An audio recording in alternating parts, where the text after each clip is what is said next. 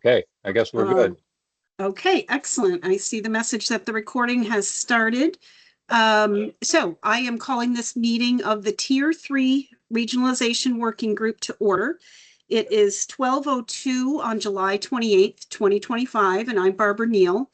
We will be recording this meeting, and the recording will be posted to the task force webpage following the meeting. And let's start with a roll call of our working group members. Please verbally acknowledge your presence when I call your name. Jim Mack. Here. Okay, hello. And Ron Kumitz. Here. All righty, excellent. We also have our project management partners, Rick Burke, Dom Arcuri, and Elizabeth Herring from Televate. Hello, everybody. And it looks like we have a number of guests. So I'm going to go down the list. If you'd like to just introduce yourself and your any affiliation you care to share. I think maybe we all know everybody, but let's do it just to be sure. So Jim Cronin, go ahead. Yeah, Jim Cronin, Williston PSAP. Thanks for the being administrator here. there. Yep. Thanks for being here, Jim. Kate Delorier. Hi, Kate Delorier, the Westminster PSAP. Hi there. Liz Tracy.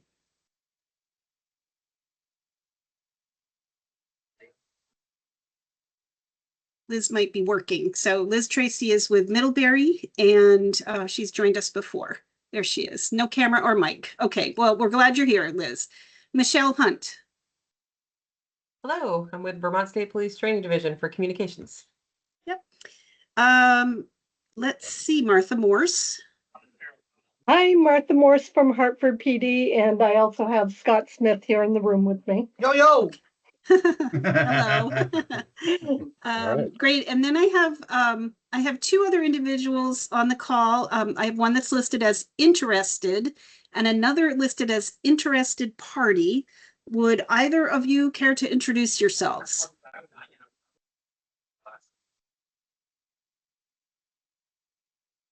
Okay, it's not required that you do so. So we'll just note that you're on the call and move on to approval of the agenda. So Jim or Ron, any changes to the agenda?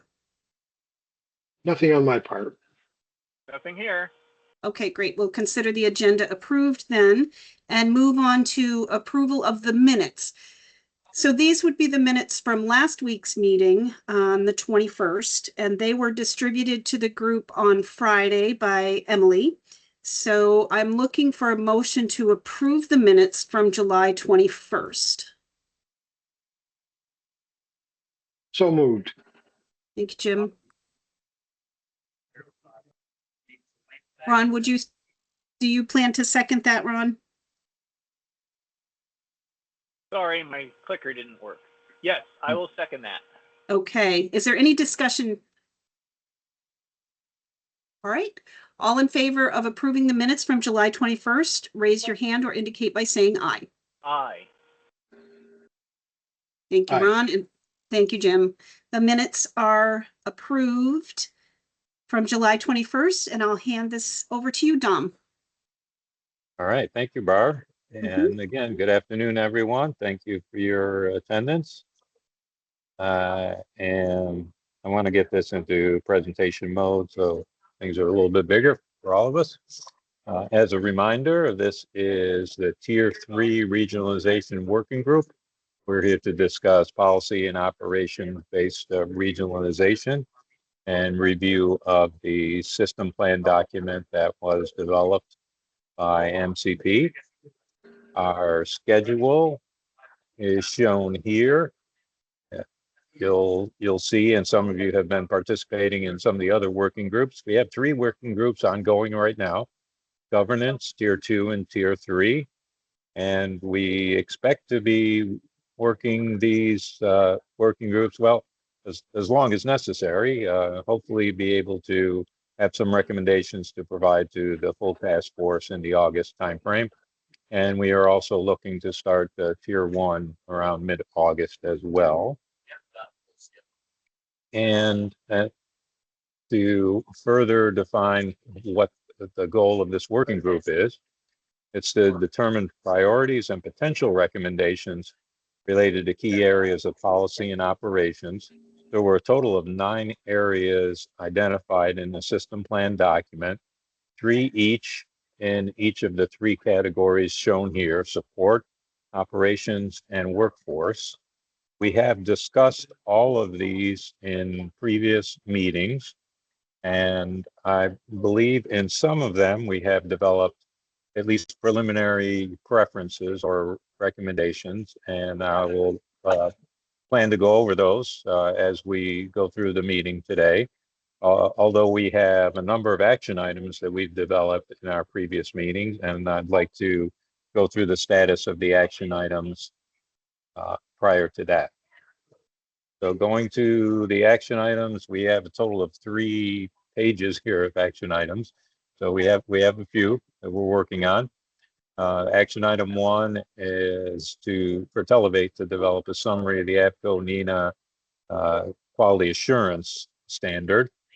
And that is in development. I'll ask Rick if he has any further information on that.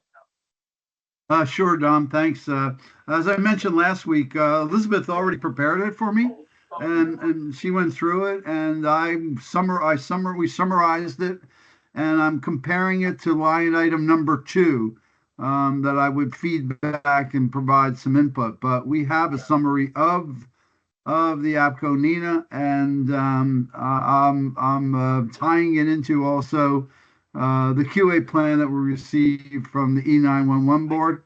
So we're merging, going to provide some input on both of those. All right, great, thanks. And I think you meant action item 1 and 3. Yes, you're right. Okay. My bad. Action item 2 is for Televate to look into the inventory report regarding the QA plans. We have done that. There were several dispatch centers that indicated they have a structured QA plan. We have not received a copy of any of those yet. We are still pursuing those. We also looked into, there were 4 centers identified in the inventory report that utilize vendor QA or monitoring tracking software. Those were referred to as either Frontline or Guardian. And Elizabeth has looked further into both of those, and I believe she can provide an update on that. Sure. Let me know if you're getting an echo. Oh, sounds good. Oh, great news. Okay. I'm muted. Okay. So as Don mentioned, we looked at the Frontline QA tracker and also the Guardian product. At this point in time, both of these products are actually owned by Vector. Vector recently acquired Frontline Public Safety Solutions in 2025. So for the Frontline product, that is, the QA tracker is a web-based solution that includes employee management with different user types and different access levels. It allows you to use either preloaded APCO NENA standard evaluation forms, or you can create custom forms that include point systems, and these seem to be infinitely editable based on your needs and any changes that might come up. The tracker also includes a dashboard with statistics showing the organization's performance by week, month, year, custom date range, etc. I can include links to these products if anyone wants to look at them for themselves in the notes, so you can have that next time this goes out. For Guardian, there were actually a number of different products, and admittedly, I wasn't 100% sure which one was being used, because the Guardian tracking product solution for emergency communication centers, PSAPs, 911 dispatch, it includes the tracker, which includes performance management, standardized documentation for team members, early intervention, performance data, and overall communication center performance, but it didn't see some of those same features that were included in Frontline. So I don't know if it's actually a different product that some of the centers are using, and it's not the Guardian tracking, but that's what I found. And if anyone has any additional information about what specific product, I'm happy to look into more of them. As for Frontline, apparently they're here at APCO, so we can go check them out later. Barb has a question. I do. I just want to clarify something. So in Vermont for 911, within the 911 system, rather, we use Guardian, Solacom Guardian call handling software. This is a totally different product than that, correct? Yes, that is Okay. a different one. So I can look into that for the next Well- meeting if there isn't, assuming that we'll schedule one. I don't know that there's any need to look into the Solacom Guardian. We worked with that for years now. And for our QA QC work, we use a form that we built, and it's within Higher Ground, which is the MIS system that's deployed here in Vermont. So that attaches a call review form to a particular call that can all be accessed within Higher Ground. So that might just be a little more context for people about what's in use in different parts of the state. Hey, Barb, can I ask you, how do you spell Solacom? Solacom, SOLACOM. SOLA. COM. Okay, thank you. Mm-hmm. Does anyone on the in the meeting have any experience with the items that Elizabeth mentioned that they want to provide further insight? Yes, Michelle. Hi, yeah, we use Guardian tracking for our daily observation reports. That's where we house those. And then it's also maybe Jim or Kate can add on for this, but if we do use it for personnel type QA stuff, if there's just no formal plan in place. Yeah, we use it to document performances, whether it be positive or negative. What's the name of that particular product? The Guardian, which one? Michelle, you know which one that is? It's Guardian tracking. Tracking. Thank you. Do you find the tool is valuable and as a good value? We're actually looking to move on to something that will give us, more reporting, more analytics, and based on what we're entering into it. Because right now it just kind of holds the documents there and nothing else. Definitely a lot better than paper, though. Yes. So whatever you is it- find, maybe you could share back to the group if we are still convening, because one of the things, certainly we want to do is to identify solutions that might be wise for others to adopt. And so anything you could share with us about your findings would be valuable. And Barb has her hand up also. Yeah, Jim, I wondered, is it tied into your system at all? Or like, does it attach itself to an incident, or is it a standalone product? Standalone product.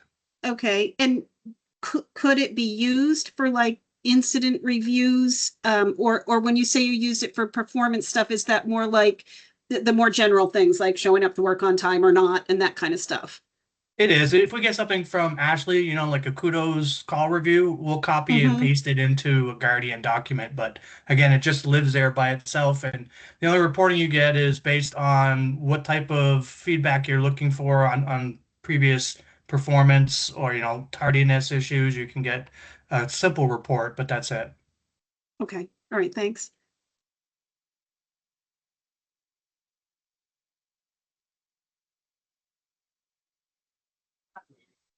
Thank you, Anything everyone. further? Thanks. Okay, that brings us, well, item number 3 is closed. And we'll move on to item number 4, was regarding the ancillary duties and administrative roles. We have looked into this. We have talked with at least a few dispatch centers. We have more that we are trying to schedule, trying to understand their level of activity with administrative tasks. We have also investigated the results in the inventory report, and we have potentially a baseline process as to look forward to move forward with potentially some of these activities could be, we believe, centralized or regionalized depending on what type of regionalization plan is developed. So we'll have more on that as we proceed through that item. Yeah, and Action item if I could, follow-up conversations with Martha and Scott and some others, they identified some items, and also through this Tier 3 meeting group, that the group identified potential tasks that could be centralized or that had been centralized and offered by the PSAPs, but they were no longer able to. So, I mean, there may be some options here to centralize, but we're not ready to share back those thoughts yet. But we have been gathering them, and we'll provide that input ideally by the next meeting. Exactly. Thanks, Rick. Thank you. Action item 5 has also been closed. Action item 6 is a long-term one to be provided later. I'll move on to the next set.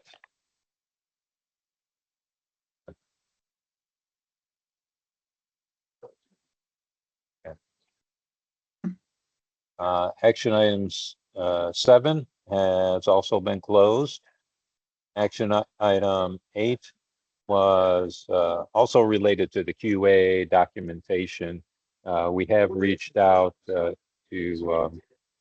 Eric via Emily's suggestion at Newport. We are still pursuing QA documentation there.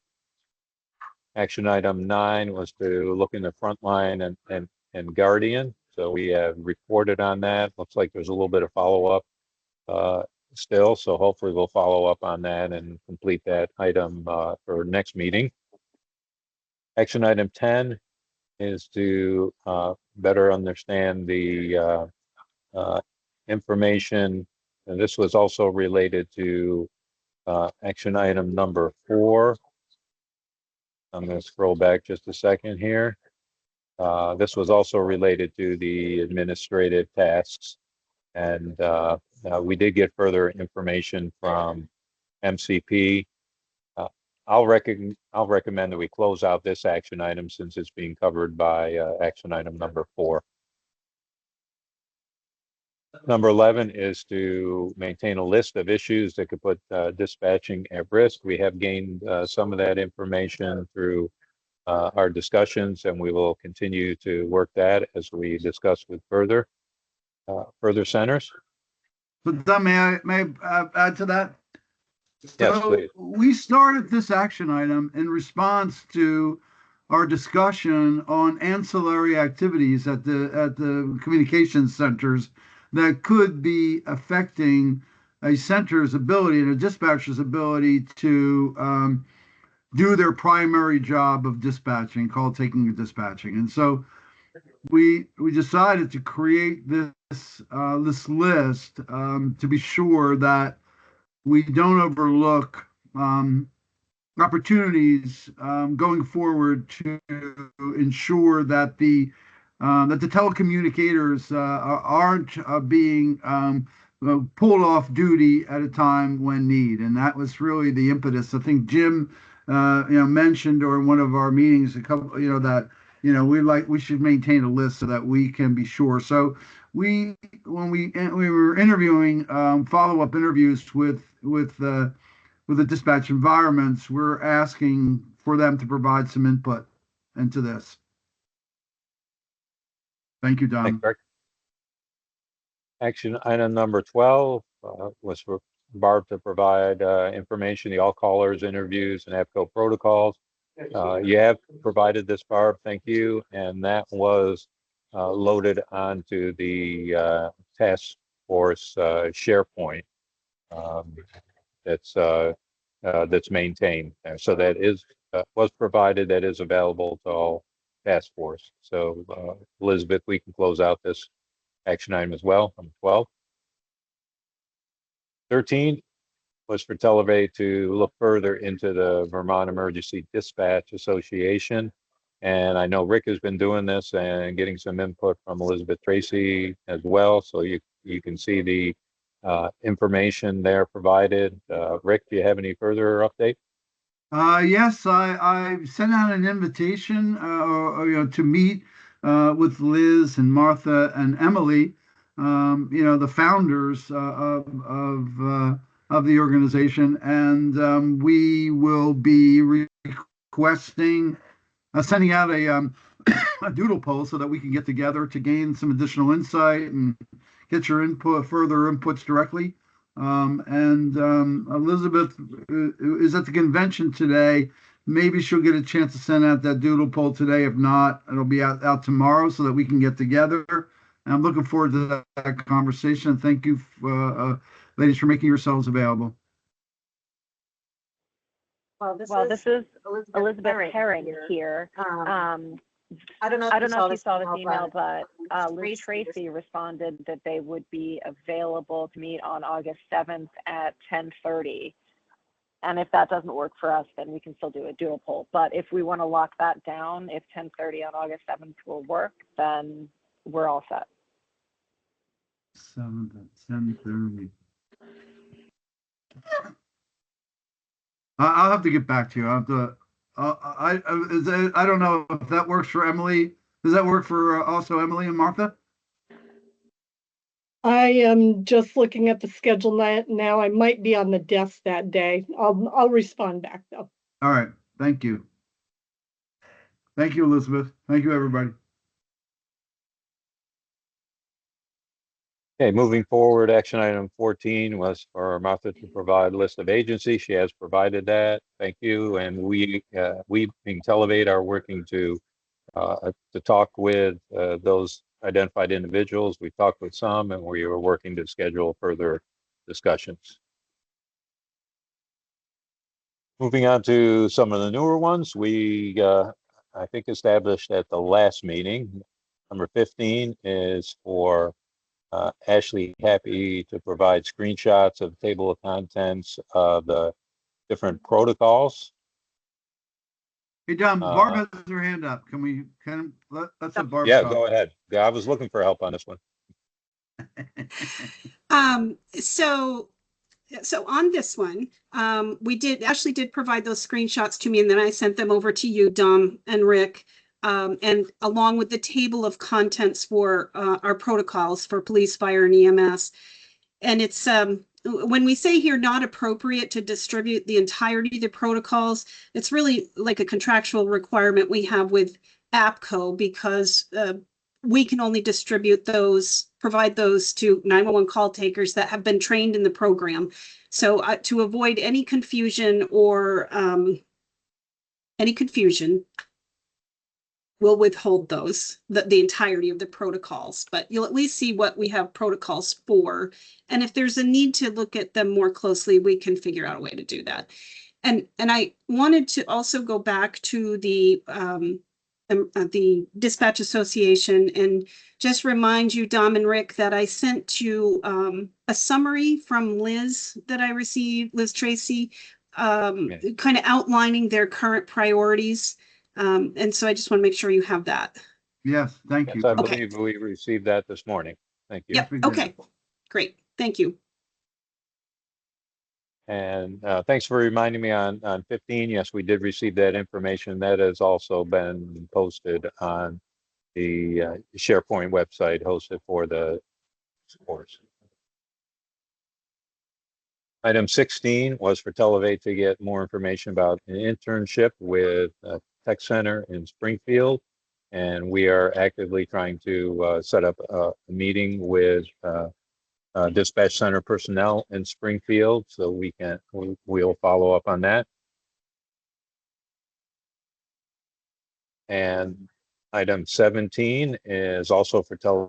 We're getting more information on the workforce staffing options. That was one of the items that we discussed at the last meeting, and we are working with MCP to do that.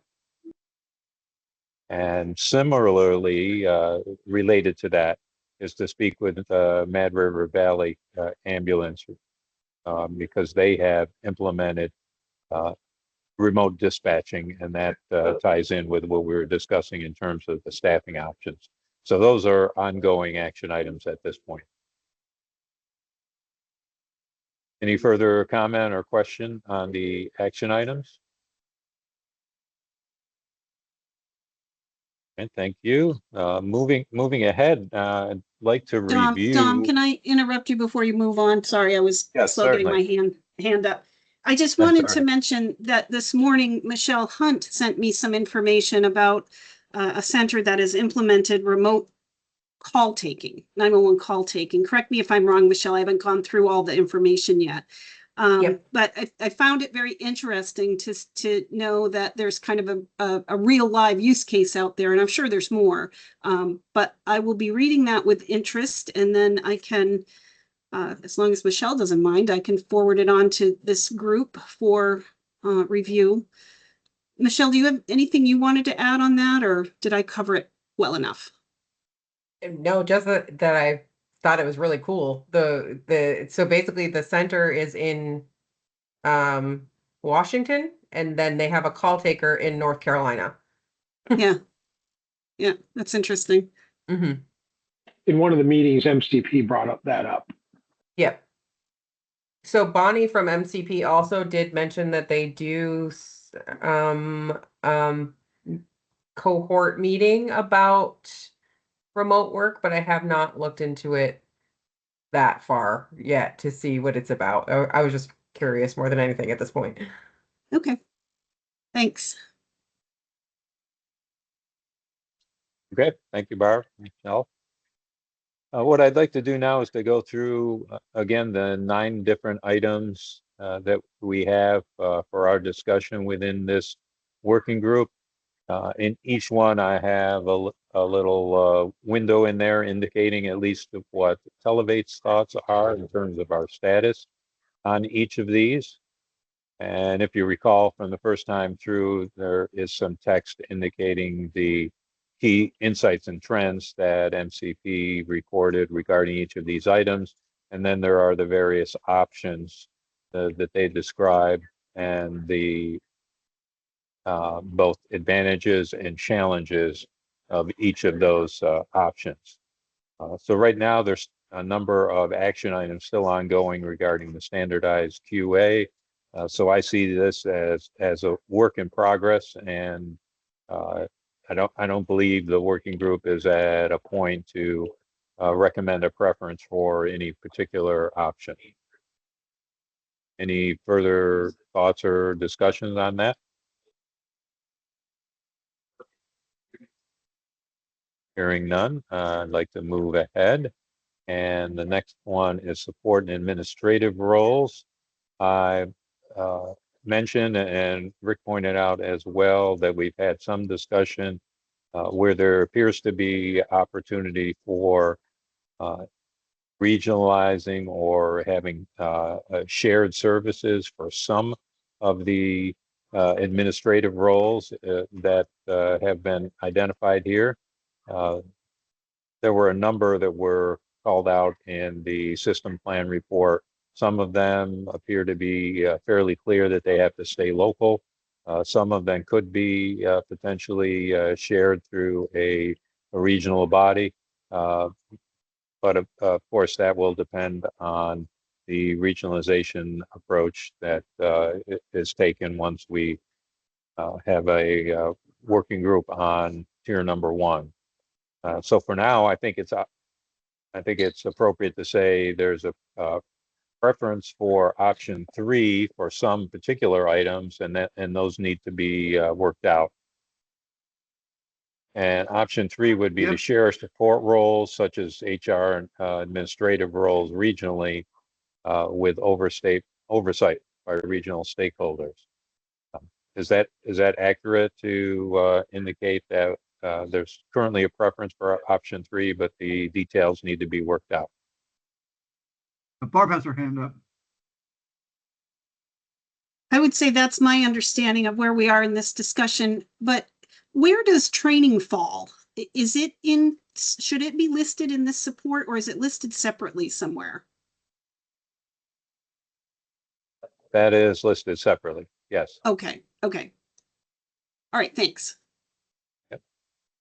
I think it's also important to point out that in the event that we can centralize and defer some of the individual tasks, I mean, obviously some are not doable. You can't remotely answer a door, although we have learned from I think Williston and Westminster that they actually after hours they do for their barracks they have an ability to remotely answer someone coming to the front door. And so, there are a number, no matter how and what we do and recommend, there's going to be someone's going to have to take responsibility for it. So it's going to be a shift in responsibilities away from the individual centers into a regional responsibility or a state responsibility, however it's done.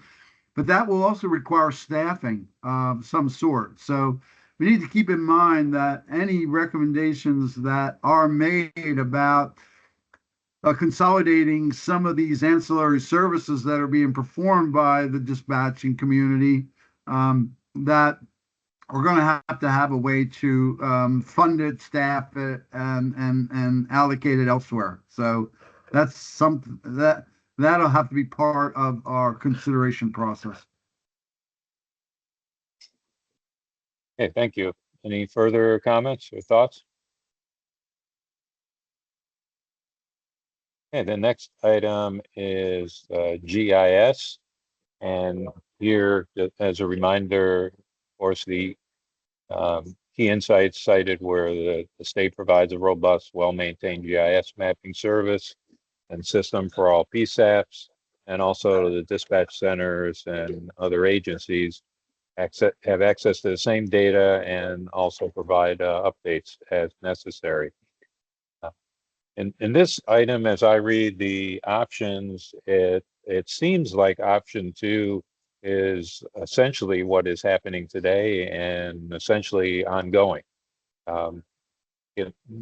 Anyone want to confirm that or have a difference of opinion?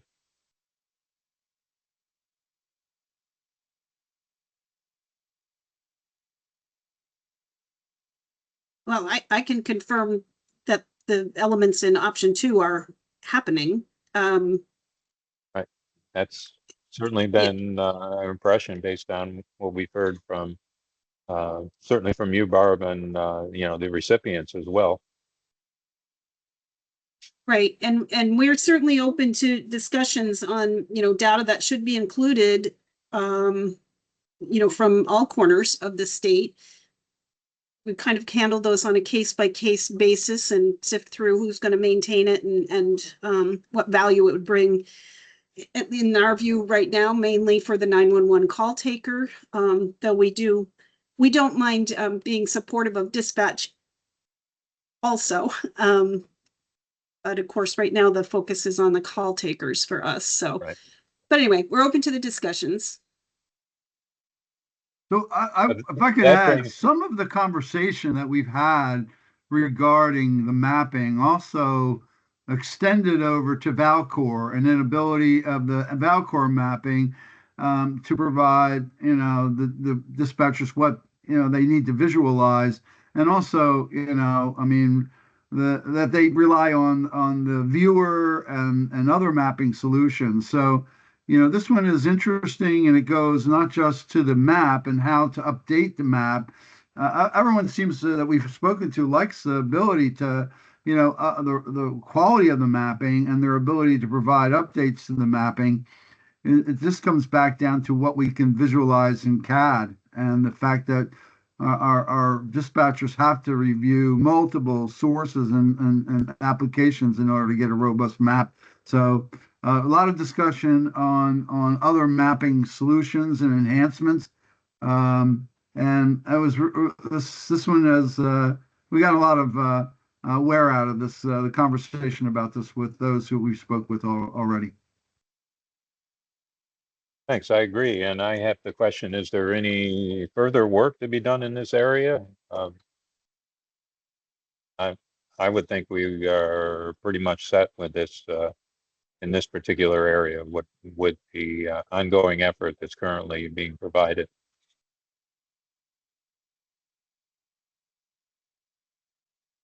I would agree with that. Jim or Ron?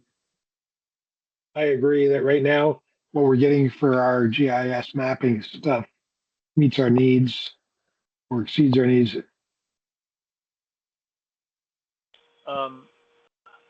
I would say that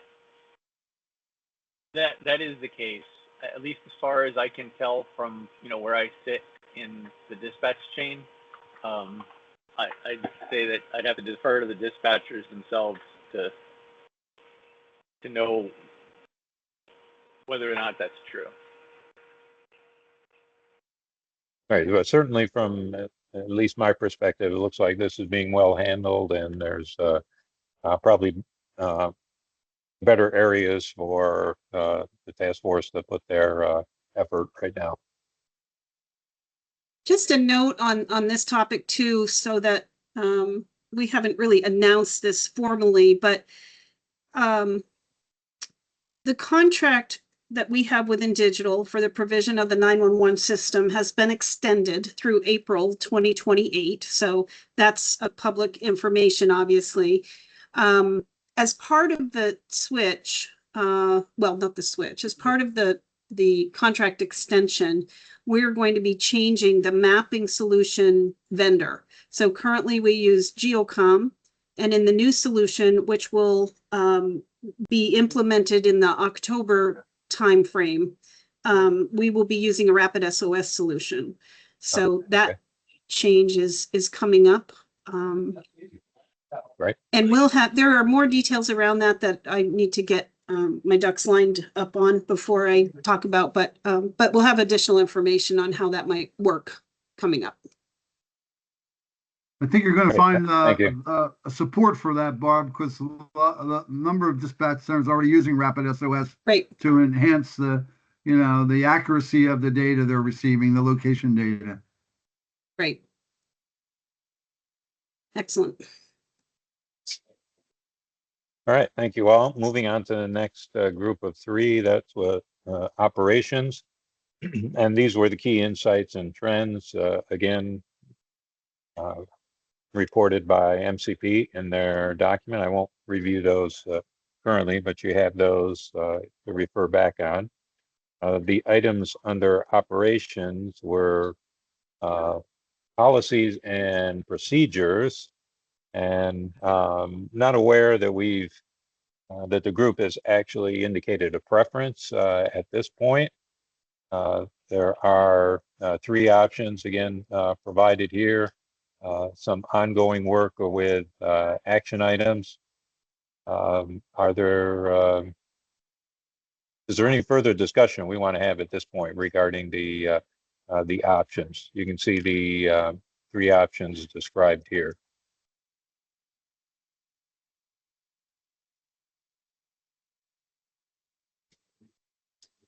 As I read it, I think option one is essentially what's the current status is: local development and implementation of policies and procedures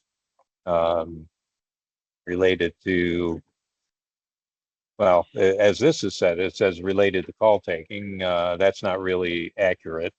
The E911 board provides those policies for all of the 6 PSAPs. But the policies and procedures appear to be locally developed for dispatch functions. Would everyone agree with that? Yes, I would. And option 2 talks about state and local collaboration to develop a list of policies and procedures to be used as a guide.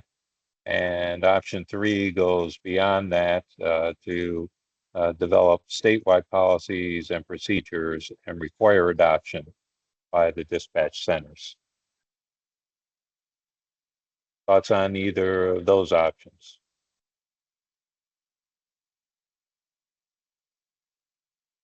I think right now option 3 might be a big leap until other things are maybe in place or decisions are made on things like governance and physical regionalization even. right. I thought we had some discussion last time about option 2 and how it might be a good thing to have state and local collaboration and to develop this guide or these best practices to kind of do the legwork for the dispatch centers that may not have the bandwidth to do it themselves.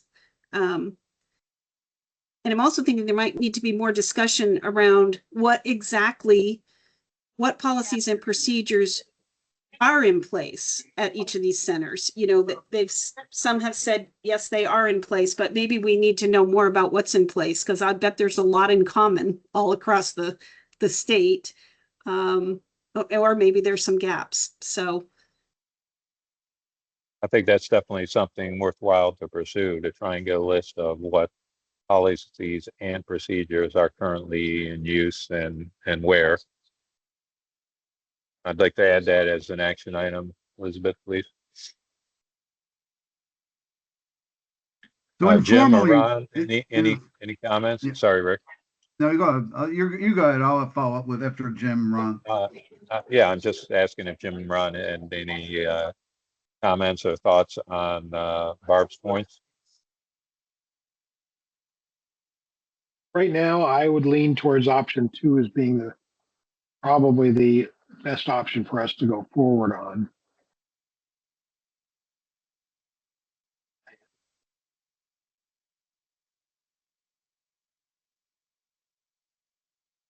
Ron, you're muted. If you have anything to add.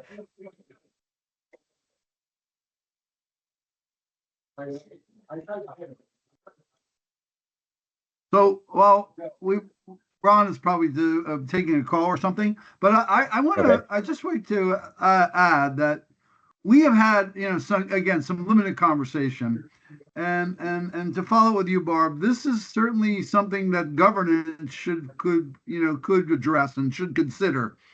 In a formal governance structure, you could have a working group, subcommittee, however we design it, that focuses on policies and procedures, again,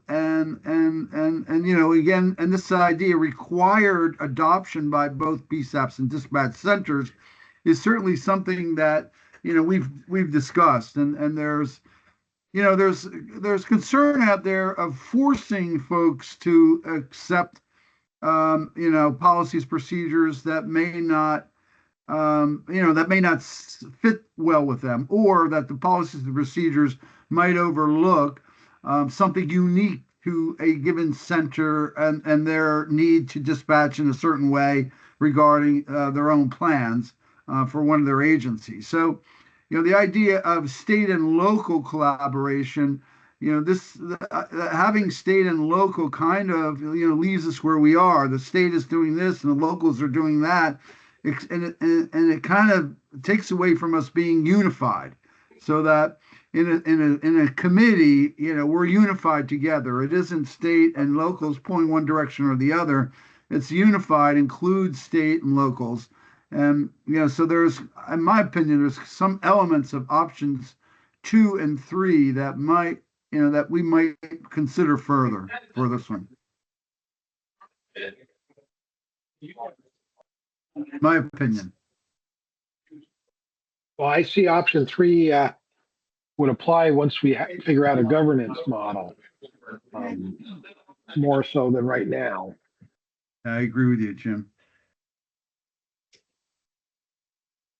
Yeah, I mean, I think that's the case. You can't just randomly impose policies and procedures if you don't have some kind of a body that's going to agree that those are the right policies and procedures.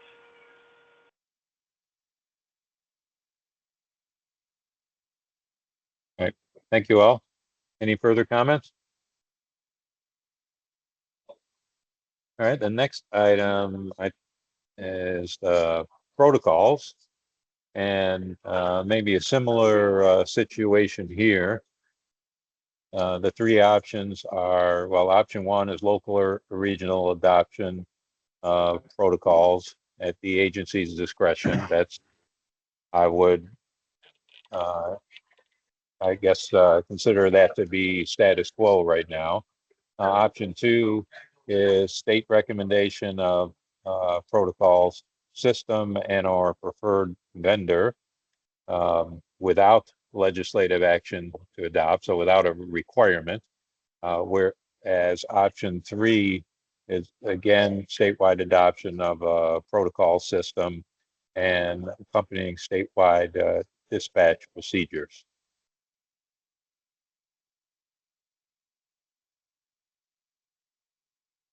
Any thoughts on those options? I guess especially considering option two and three, as I believe one kind of discusses where we are today.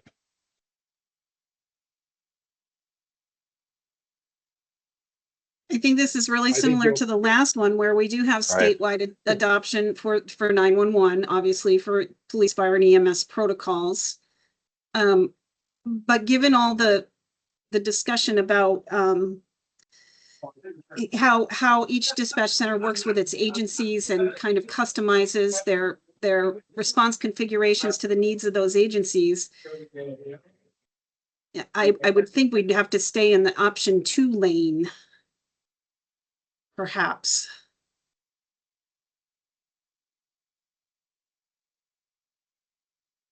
Okay, thanks, Barb. Jim or Ron, what are your thoughts on this? I would agree. I would agree with Barb at this point. Option two would be probably the best course at this point in time. I would also think that, since 911 has selected a protocol, that we'd probably want to continue building off of that original protocol. I recognize that the protocol we use in the 911 side doesn't have the dispatching portions of it. It just has the call taking portions. Right. I think I agree. I'd take that one step farther. I think that the current call taking protocols should be extended. And I think that once again, it loops back to having some kind of a body that represents, the dispatch agencies and the dispatchers to come up with protocols that are, reasonable and effective.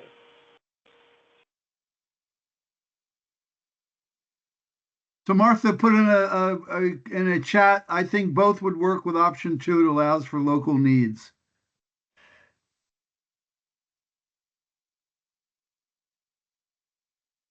The other thing that could be considered here is I think I said this in a previous meeting, the 911 board has kicked around the idea of moving to the electronic or the software version of the EPCO protocols. And we've always stopped short of it. Most often, I think, because of the concern about real estate space on call taking workstations and whether or not another monitor would be necessary and all of that. And then most of the solutions that we've seen have to integrate with CAD. But I think we might want to put a placeholder maybe here on whether or not that's something that the 911 board should be looking at as we continue these conversations. And oh, by the way, we'd need the money for it. So minor detail. Right. Well, So this goes to the other working group with the CAD issue. That's something that we can add to what we want to see in a CAD system. The integration. Right. Absolutely. Good point, Jim. Part of the requirements that we'd need to put together. So I have a question regarding this option number two.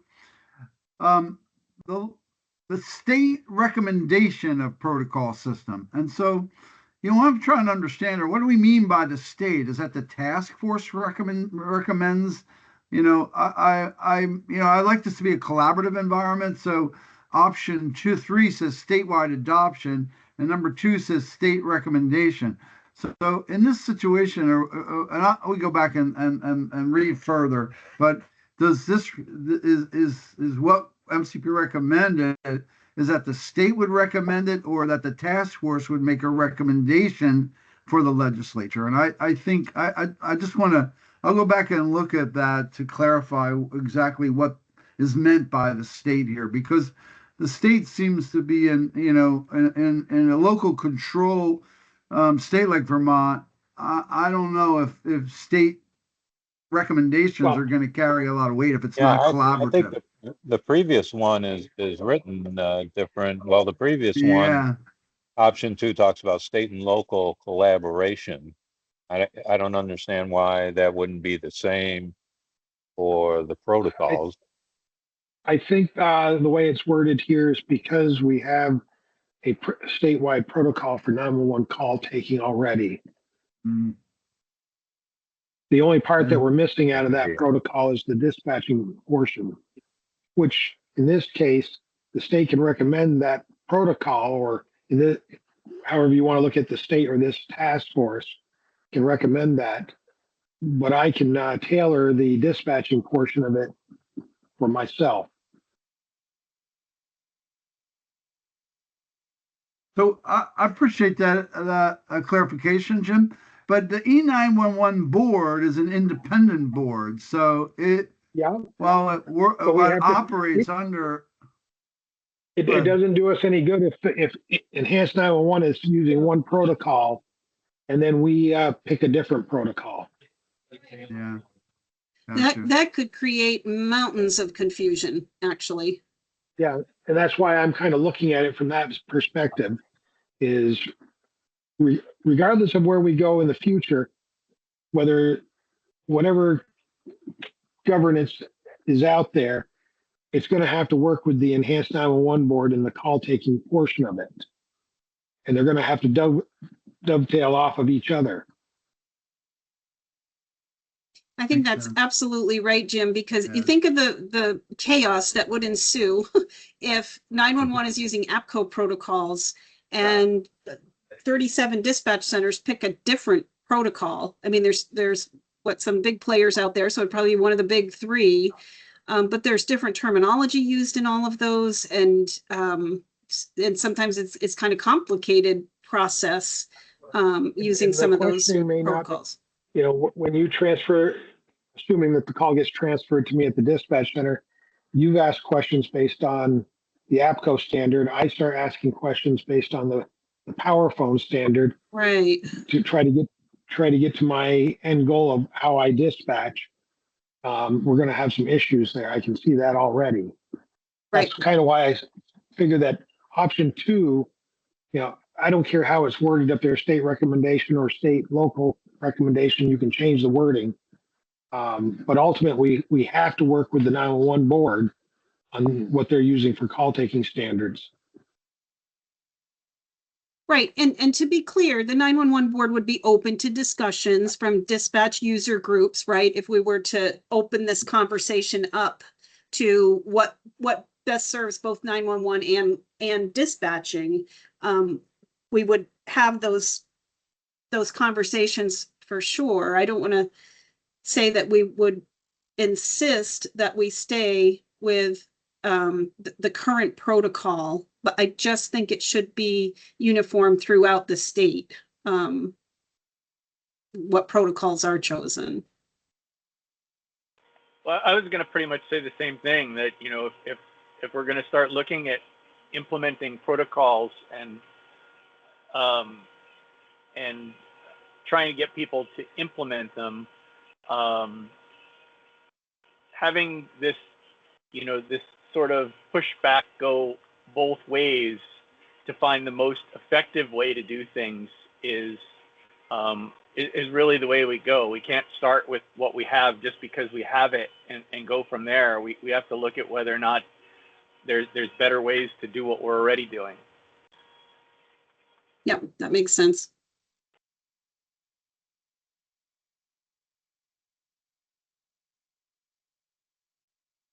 Okay, good discussion. Thank you, everyone. Any further comments? Okay, and next we have planning. And this was concerning continuity of operations type planning. Here, I believe with the previous discussion, I believe we had indicated a preference for option 2, where there was a state-led training and workshops on planning initiatives and leadership training. Is that accurate? Yes. Yes, that's what I recall.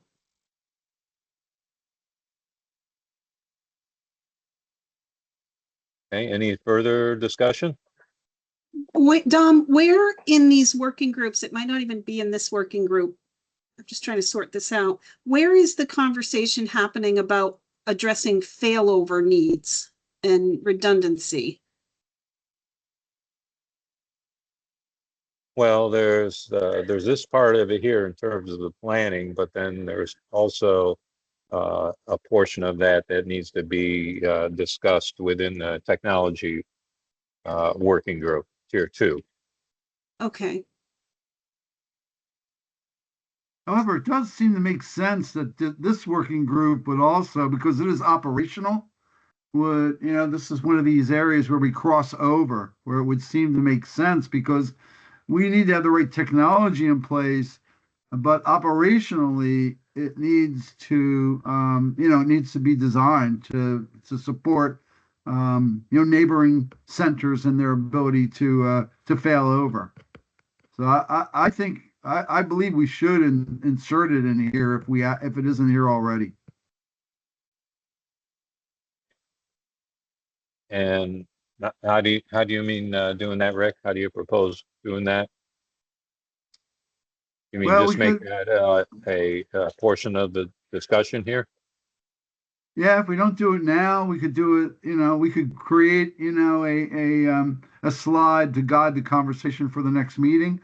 But Okay. you know what? When Barb talks about failover, there's a number of different levels of failover. So if we start with failover on technology, it could be radio networks, it could be CAD systems, it could be NG911. But basically, if we're looking at this from an operational perspective, is the failover from a center that loses access to its center and they have to leave. And we've asked these questions of some of the interviewees that we've had about: do you have a backup center?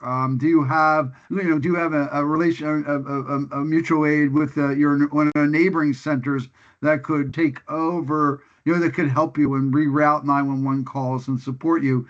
I think we'd have to break this down to what do we mean by failover, and then we would address it that way. But because failover has multiple tentacles, I think it's worth considering what we mean by it here and to discuss it as a working group.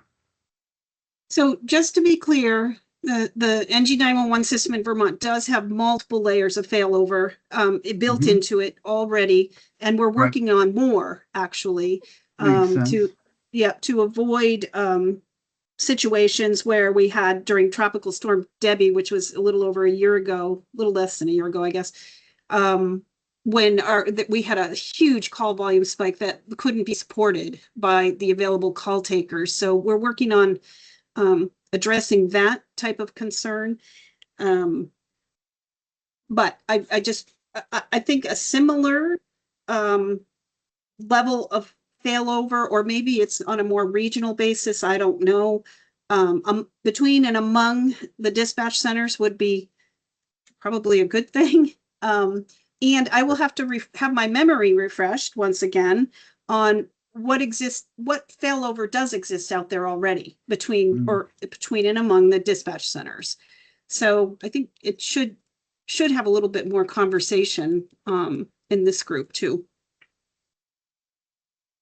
And I believe that was one of the factors that MCP recorded as part of the inventory. So we can go back and review that. So Rick, it sounds like we should have an action item here to at least spell out the different layers of, or different levels, I should say, of failover and how each of them can be addressed Yeah. for some we have for further discussion. If the working group supports that, yeah, that's what I would suggest too. Yes. Yes. All right, we'll take that as an action item. I will add too that we have again we met with Martha and Scott, and we did talk to them and some others about failover, and so you know what they have and what they exist today, and so you know we are asking these questions, and I think we should probably pinpoint the question a little bit more accurately so that we can continue to you know, in our interviews with, you know, with the stakeholders, that we, you know, get the information that we need to bring back to the working group. And I'm sure that there's additional information in the inventory report that we could, you know, Yes. quantify Right. and report back as well. Great. All right, great, thanks. The next area, I believe we're moving into the workforce area, and this covers a number of different areas, staffing levels, and also I believe the training discussion is within here. So move on to the items for workforce. Recruiting and hiring is the first one. And based on earlier discussion, I believe there was a preference identified for option 2 here, which would be to create standard job classifications and descriptions, and to promote the reclassification of telecommunications as first responders, and also couple these with centralized job posting websites where possible.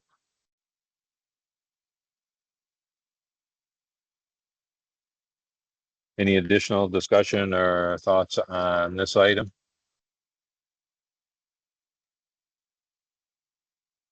I agree that our preference was for option 2. It'll be interesting to hear what stakeholders think about option 2, and whether or not we would be stepping on turf. Well, I We're don't probably think we'd stepping on necessarily turf. be, well, we're probably stepping on turf on everything here, but this one, I don't think somebody has to buy into automatically. You know,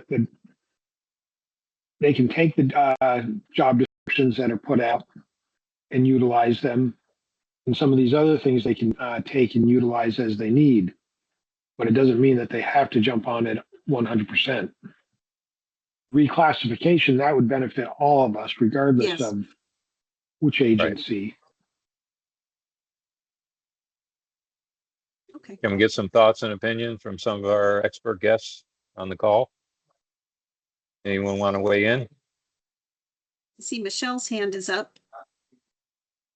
Yeah, I'm just curious, for the states that have been successful in the reclassification of first responders for dispatchers, is there a requirement to have some sort of standard job description to make sure that people in those positions meet the qualification of being the first responder? So it's more of a question on my part, I guess, than anything. That's a good question. I don't know the answer to it. I think That's something we can we'll invest. take an action item.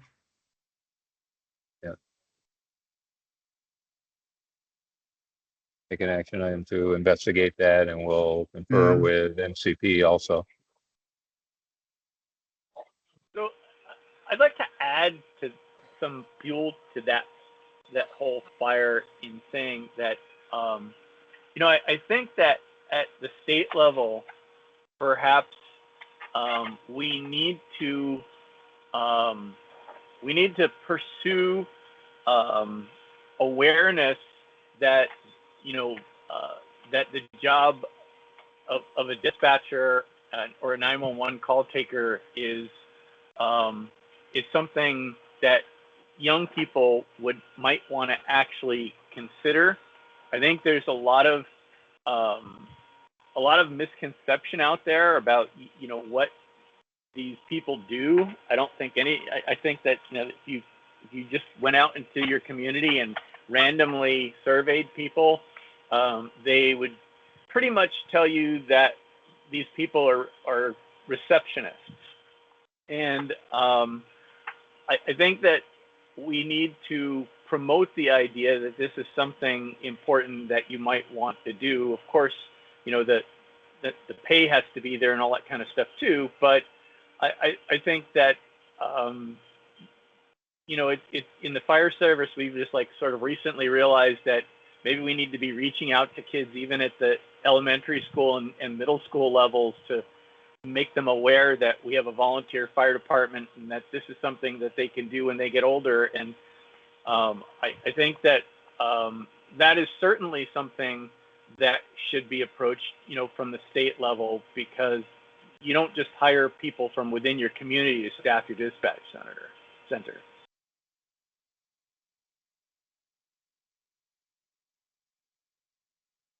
All right, thanks, points. Ron. In conversation with Henry Scott, he indicated that they have recently been hiring younger dispatchers, so telecommunicators, and he shared with us some of his experience with working with them, and and how they were recruited, and I think we gained some insight into him that he's had success in recruiting a newcomers to dispatch, and I think that some of that lessons learned that he had would be beneficial. And I have my notes up from our meeting with him right now, and he says they're enthusiastic, they like the job, they bring good energy to the environment, and in fact, Henry has been doing, he's mentioned a number of years that he's worked in it and worked in the community, and that a number of his old timers, quote unquote old timers, retired or moved on, and they've been able to recruit a younger staff. So it was encouraging. Yeah, absolutely.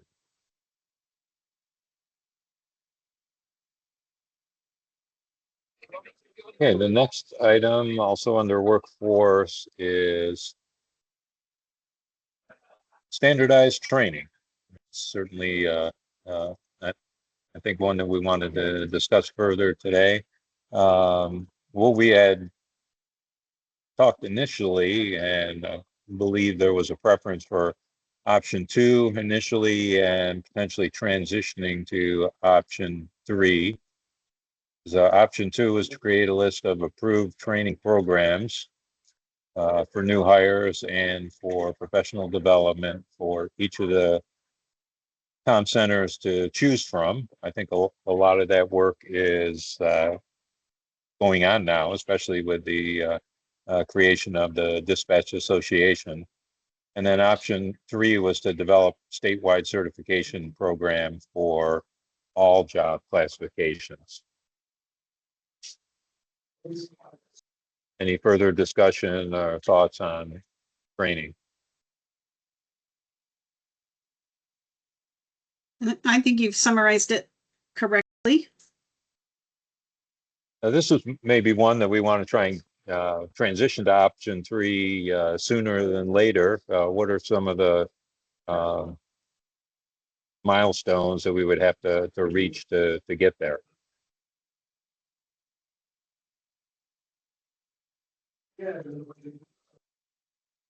Well, my initial thought is, and I guess I really shouldn't say this without more stakeholder input, but my initial thought was it's probably going to require legislative mandate to have a statewide certification requirement. unless the governance entity is given the authority to set the rules and the policies and all of that. And then hopefully that governance committee would require statewide certification. So, and there's a cost that comes with that we cannot forget about training, certifying everyone and requiring training and backfilling positions, and who's paying for that.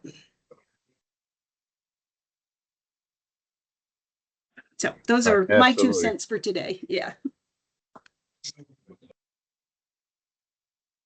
I kind of assumed that with the reclassification that you would probably have, and that would be at the legislative level, that there'd be some type of certification process required. So I kind of always assumed that we would be starting in with option 2 and phasing into option 3 as you did the reclassification and created these job descriptions. Oh, good point, Tim. Thanks. Ron, any thoughts? Again, from some limited conversation we've had, with the stakeholders, some of which are on this call. I mean, there's support for standardizing training, and of course, Liz and Martha and Emily and the group have created a voluntary program, and they're getting support. I think those that we spoke to so far certainly want to train for a workforce and, support standardizing the training.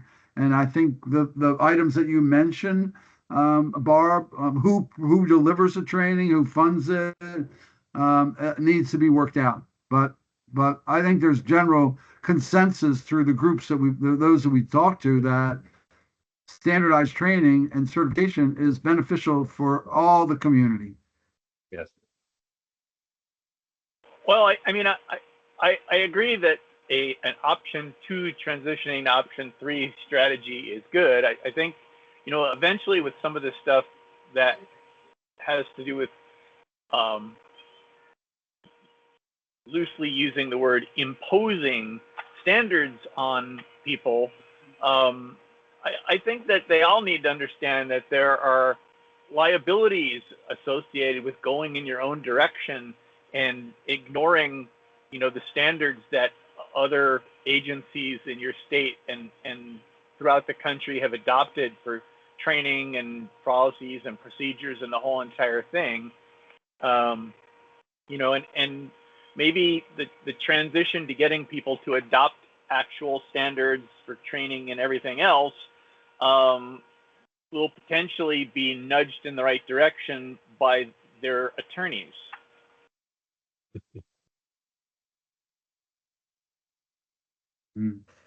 Yeah. Any thoughts from any of our expert guests on the call?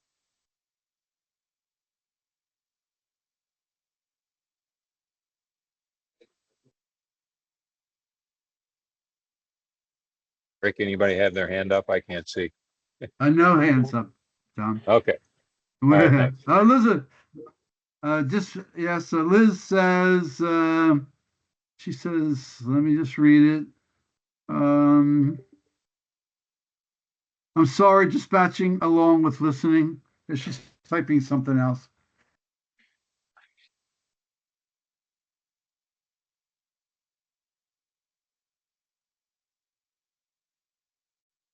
We are working towards all of this and agree that some of this would be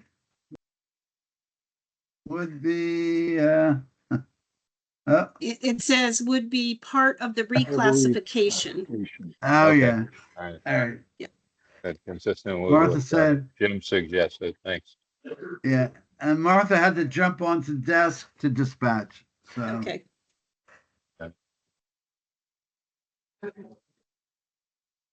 All right. We have one more item left, and then we probably need to take a moment and go to our public comment. But the last item was for staffing, and there was some discussion about uh, potential hybrid staffing or some remote staffing. And as we discussed with the action items, there has been some of that ongoing, both within the state and elsewhere.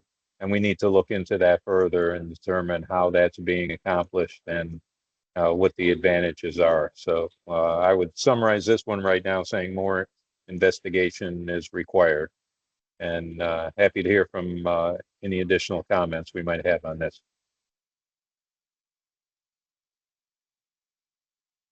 I have nothing more on this one. Other than we need to continue looking at it. All right. Thank you. Anyone else?